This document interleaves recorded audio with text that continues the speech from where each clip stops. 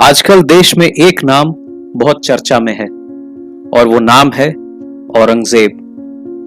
हमारे देश में औरंगजेब के कई चाहने वाले हैं तो कई उसे क्रूर शासक मानते हैं। इस बात में कोई दो राय नहीं कि औरंगजेब के शासनकाल में मुगल सल्तनत की सीमाएं अपने चरमोत्कर्ष पर थीं। पर कुछ ऐसी बातें हैं जो औरंगजेब को एक महान शासक नहीं बनाती। शाहजहां चाहते थे कि उनके बेटों में सबसे बड़ा बेटा दारा शिकोह मुगल सम्राट बने और उनके तीन भाइयों शाह सूजा, मुराद बख्श और औरंगजेब को यह बात हजम नहीं हुई। औरंगजेब ने बड़ी चालाकी से मुराद बख्श के साथ संधि की कि हम दोनों भाई साम्राज्य जीतने के बाद आधा आधा बांट लेंगे। औरंगजेब और मुराद बख्श ने मिलकर पहले दारा शिकोह को हराया और फिर उसकी हत्या करवाई। फिर औरंगजेब और मुराद बख्श ने शाह सूजा को ठिकाने लगाया। फिर औरंगजेब ने मुराद बख्श के साथ की अपनी संधि का मान नहीं रखा और उसे भी मरवा दिया। औरंगजेब ने मुगल सल्तनत की गद्दी पर काबिज होने के बाद अपने पिता को भी नहीं बख्शा। क्योंकि शाहजहां ने सत्ता के युद्ध में दारा शिकोह का साथ दिया था तो उसने अपने पिता को दारा शिकोह का सर काट कर भेंट किया। उसके बाद उसने शाहजहां को आगरे के किले में कैद कर दिया, जहां शाहजहां 8 वर्षों तक कैद रहे और वहीं उन्होंने अंतिम सांस ली। औरंगजेब ने अपने शासनकाल में जजिया कर दोबारा लगवा दिया।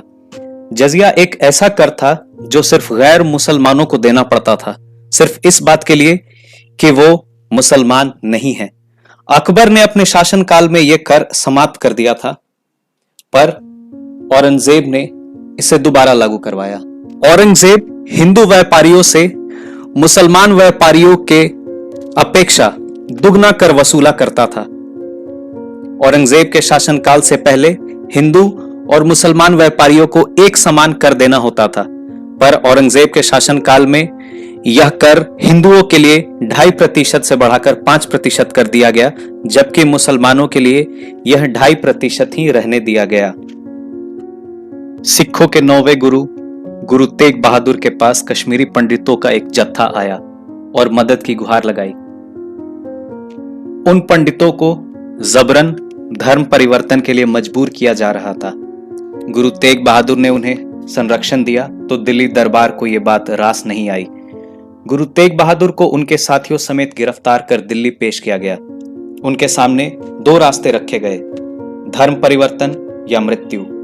गुरु तेग बहादुर और उनके साथियों ने सिक्खी चुनी।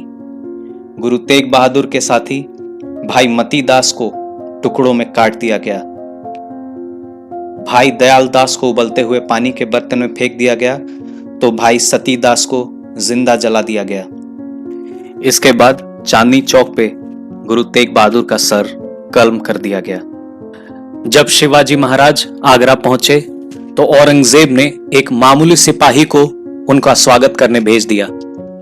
जब छत्रपति शिवाजी महाराज औरंगजेब के दरबार में पहुंचे तो उन्हें जानबूझकर सबसे पिछली पंक्ति में आम लोगों के साथ खड़ा कर दिया गया। उसके बाद छत्रपति जैसे चक्रवर्ती सम्राट को औरंगजेब को सजदा करने के लिए कहा गया, पर छत्रपति शिवाजी महाराज ने ऐसा नहीं किया। तो औरंगजेब ने संधि के सारे नियमों को ताक पर रखकर शिवाजी महाराज और उनके पुत्र को कैद कर लिया। जब औरंगजेब ने शिवाजी के सबसे बड़े पुत्र संभाजी महाराज को गिरफ्तार कर लिया तो उन्हें एक दुश्मन राजा का सम्मान देना तो दूर, संभाजी को जोकरों के वेश में पूरे नगर में घुमाने के बाद उन्हें उसी वेशभूषा में औरंगजेब के दरबार में प्रस्तुत किया गया और उन्हें जलील किया गया। इसके बाद औरंगजेब ने उन्हें एक दर्दनाक मौत दी।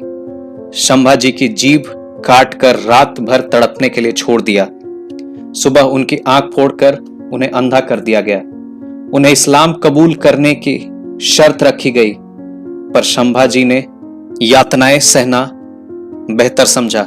इसके बाद एक एक कर उनके अंग काटे गए। हफ्तों की प्रताड़ना के बाद उनका गला काट दिया गया। उनके शरीर के टुकड़ों को खेतों में फेंक दिया गया और यह फरमान जारी किया गया कि उनके शरीर के टुकड़ों का अंतिम संस्कार नहीं किया जाएगा और इन टुकड़ों को चील और कौवे खाएंगे। ये तो बच्चे बच्चे को पता है कि औरंगजेब अपने धर्म को लेकर कट्टर था, पर उसकी कट्टरता ने उसे दूसरे धर्मों से नफरत करना सिखा दिया था। औरंगजेब ने इस नफरत में कई मंदिरों और गुरुद्वाराओं को तुड़वा दिया ताकि इन धर्मों का प्रसार ना हो सके। काशी विश्वनाथ मंदिर, दिल्ली का कालका जी मंदिर, मथुरा का केशव साईं मंदिर, अयोध्या मंदिर इनमें से कुछ प्रमुख हैं। अब औरंगजेब के विषय में इन बातों को जानने के बाद उस व्यक्ति के बारे में आप अपनी धारणा बनाने के लिए स्वतंत्र हैं, पर आपकी नजरों में औरंगजेब कुछ भी हो सकता है, पर एक महान शासक कभी नहीं हो सकता।